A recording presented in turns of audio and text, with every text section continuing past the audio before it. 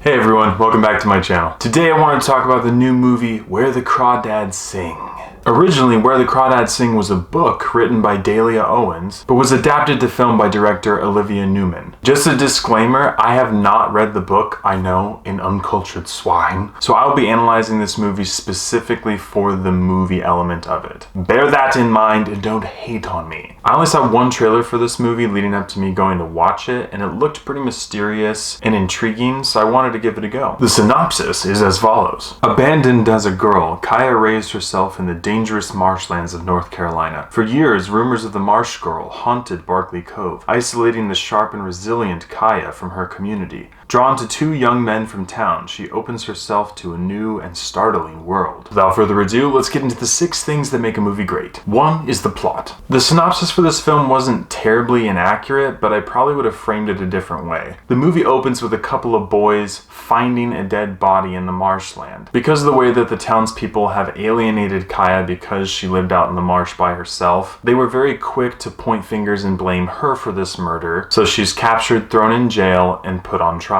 Tom Milton decides to take her case and defend her to the people of his town, and through a series of elongated flashbacks we get to know the character of Kaya and these love relationships that she has with these two guys. The vibes that I got from this film were To Kill a Mockingbird mixed with some Nicholas Sparks, mixed with the same drama elements that come from movies like The Secret Life of Bees, or something along those lines. This movie is classified as a drama mystery, but I definitely have to say that it leans more towards romance than it does towards mystery. Even though you flash back and forward to the trial and to getting to know the character of Kaya, I didn't feel like the mystery element in this movie was that powerful. I have no doubt in my mind that the book has more mystery than the movie did, but it really just seemed like the movie didn't lean on this element of mystery enough for that to be one of the engaging factors in the plot. I've got to say, I did not see the ending of this movie coming, and it really surprised me. And while the way they did it was really subtle, and I love subtlety in a movie, it was almost too subtle. Like, you come to the end of the movie and you know what happened, but I almost think this movie would have benefited from another flashback showing more, because it was almost too subtle to be appreciated fully. But all in all, the plot of this movie really is just getting to know the character of Kaya and her love for the marsh and her relationships with these men. Although this movie is a bit on the slow side, and I think they could have made the plot appear better on screen, it's not half bad, so plot gets a thumbs up. 2 is family friendliness. Reese Witherspoon helped produce this film, and during the beginning she talked about wanting everyone to feel exactly what you felt in the book. I think she definitely did a good job helping cultivate that in this film, but almost too much in some areas. There's a little bit of profanity, there's a little bit of violence, but the big things here are domestic abuse, a scene of attempted rape, lots of passionate making out, clothed and unclothed, although you don't see anything except for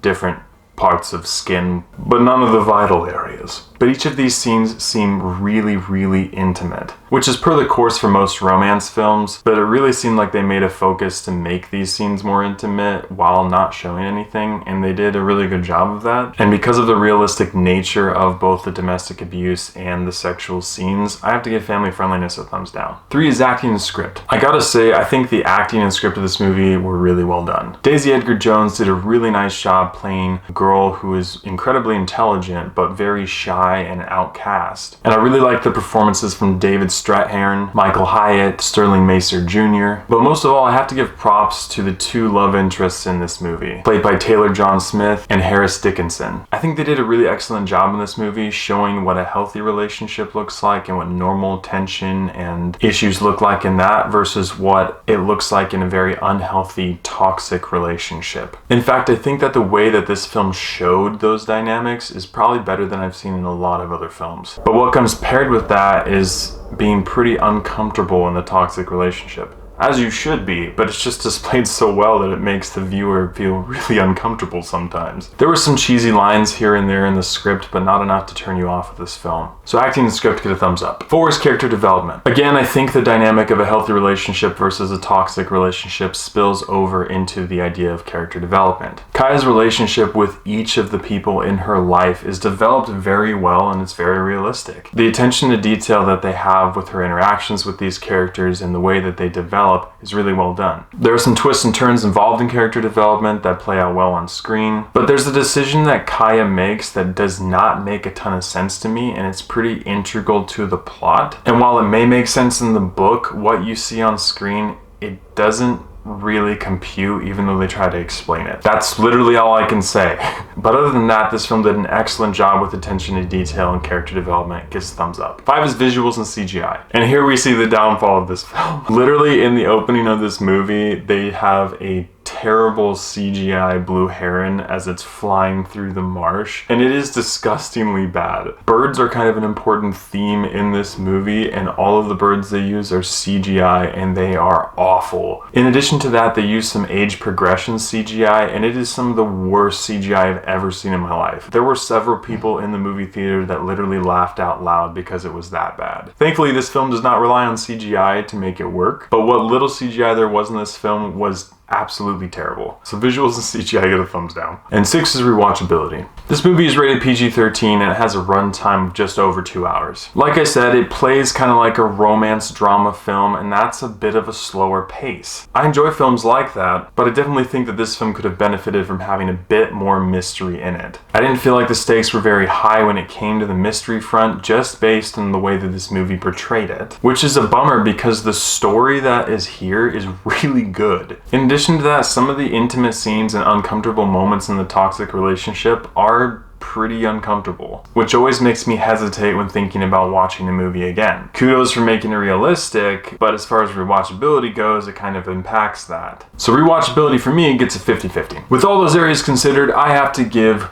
Where the Crawdads Sing a 7 out of 10. I loved the concept of this film. It had a really interesting plot, some great acting and character development, but it had some pretty uncomfortable scenes, and I think it could have benefited from having more mystery in the film and just a tinge less subtlety when it came to the end of the movie. But even with that, this movie's pretty decent. If you're looking for a romantic drama with about as much mystery as a LaCroix has flavor, then you might enjoy going to see Where the Crawdads Sing in your movie theater. Thank you so much for watching. If you've seen Where the Crawdads Sing, please let me know what you thought about it in the comments below. How does it compare to the book? I'm actually interested in hearing that. As always, I appreciate your love and support, and I'll catch you guys and gals in the next one.